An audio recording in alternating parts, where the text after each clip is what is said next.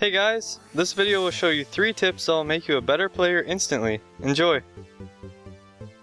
So the first tip in this video explains how to take tower aggro during a tower dive. This is something that can make all the difference between a clean tower dive for a successful kill or a failed attempt resulting in a double kill for the enemy. This clip is a Korean tower dive with Mad Life, one of the best supports in the world, on Thresh. So the first step when you're tower diving someone is to determine who will tank the tower shots. It is best for the champion who will contribute the least amount in the kill to tank the tower. This will usually be the support, but can realistically be anybody depending on things like cooldowns or being out of mana. So if you decide that you'll be the tower tank, the next step is to make the tower focus you. If there are no friendly minions at the tower, all you need to do is be the first to walk in tower range. If there are friendly minions though, you must attack the enemy champion first. Once the tower is attacking you, walk to the edge of the tower range. Now, all you have to do is stand there tanking shots while your team happily fires away at the enemy. Once you're about to die, walk out. Doing this allows your team to be extremely efficient with tower shots and will make tower dives much more successful for you. My second tip in this video will compare flat versus scaling runes. Now before I go into this, you need to know that with the Season 4 rune changes, no one type of rune is universally better than the rest. In Season 3, everyone would go flat armor seals and scaling magic resist glyphs. Now, however, you can choose whatever runes you think match your playstyle the best. This is one of Faker's rune pages for the mid lane. He goes with magic penetration marks, scaling health seals, scaling ability power glyphs mixed with flat magic resist glyphs, and ability power and movement speed quints. As you can see, you should never blindly match runes to a guide. You need to choose them based on your champions and playstyle. The following table should help you decide between flat or scaling runes for your champion. Let's look at marks first. The only mark with a flat and scaling option is attack damage. Each flat mark gives you 0.95 attack damage for the entire game, while each scaling mark gives you 0.13 attack damage per level. So how do you choose between the two for someone like an AD carry, for example? Well, if you look at the level when the two runes give the same stats, you'll see that it says 7.3. This means that from levels 1 through 7, you'll have more AD from the flat runes, while from levels 8 through 18, scaling runes will give you more AD. With that in mind, it's completely up to you to decide which one to choose. Do you want to bully the enemy in the early levels, or survive the laning phase and become a monster in the late game?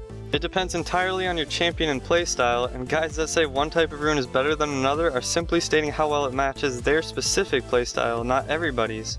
You need to choose for yourself if you want to gain every advantage possible. Next up are seals, which have 5 types of runes that can be flat or scaling. Let's look at armor first. So many people still have flat armor seals, yet if you look at the table, you'll see that scaling armor is already better by level 6. Some players might play very aggressively from levels 1 through 5, so it's worth it for them, but most people would be better off with scaling armor seals or health seals. Health seals are very similar. Flat and scaling health seals give the same stats at level 6. So if you're in a bad matchup and you'll think you'll take a beating early, go with the flat seals. Otherwise, go with scaling. Last, let's look at mana regen seals. Mana is usually only an issue early game, so even though scaling mana regen seals are better at level 7, flat mana regen is usually the better choice. I actually like using flat mana regen runes for champions like Syndra because you can spam your abilities and force the enemy out of lane or kill them, giving you a huge lead early on. Last, we'll look at glyphs. I use flat AP glyphs for someone like Syndra, but for champions that need level 6 to do anything like Akali, get scaling AP glyphs. You can also see from the table that flat magic resist is better from levels 1 through 7. So if you're playing a top lane tank, get flat magic resist if your enemy will do lots of magic damage early. Otherwise, get scaling magic resist. So overall, remember that there are no best or worst rune choices. It all depends on your champion and your playstyle. My third and final tip for this video will explain effective health. In other words, it will explain how armor and magic resistance actually reduce incoming damage. This is very important to know if you want to be as efficient as possible when purchasing your defensive items. So to demonstrate this, let's say that player A does 500 physical damage per attack, and player B does 500 magic damage per attack. They both attack player C, who has 1000 health and no resistances. What do you think's gonna happen? Well, this one is somewhat obvious. Because there are no resistances, the two attacks add up to do 1000 total damage and end up killing player C. But what would happen if player C actually had resistances? Well, the rule for armor and magic resistance is stated here. For every 1 armor or magic resistance you have, it will add an invisible 1% of your maximum health to your health against that type of damage. This invisible health is called your effective health. Now let's go back to our example and say that player C has 1000 health and 100 armor and is being dealt 500 physical damage from player A. So going back to the rule, if every 1 armor adds 1% of your maximum health to your effective health, then 100 armor will add 100% of your maximum health, which is 1000 health, to your effective health.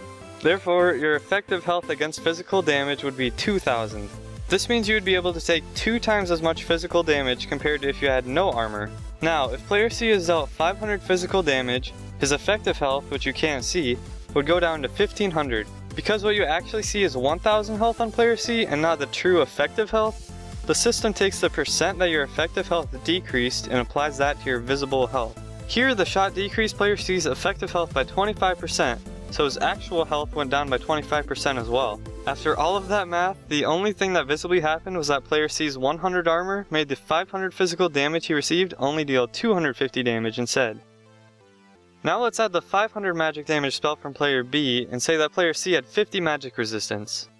Going back to the rule, 50 magic resistance would give player C 1500 effective health against magic damage. This would be reduced to 1000 effective health after the spell is accounted for, making it a decrease of 33.3%. Since the physical damage reduced effective health by 25%, you would need to add these two percentages together to find the visible health lost. The total percentage would be 58.3%, meaning player C would have 417 health left. The magic shot alone would be reduced from 500 damage to 333 damage because of the 50 magic resistance.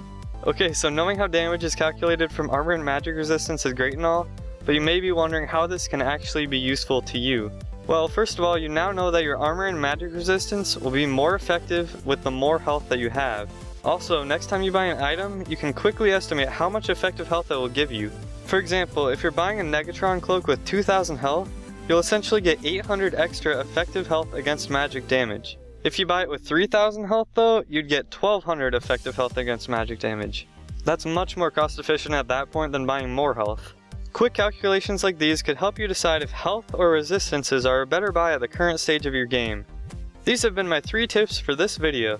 If you enjoyed it, please give it a like or subscribe for more videos like this one. Thanks for watching.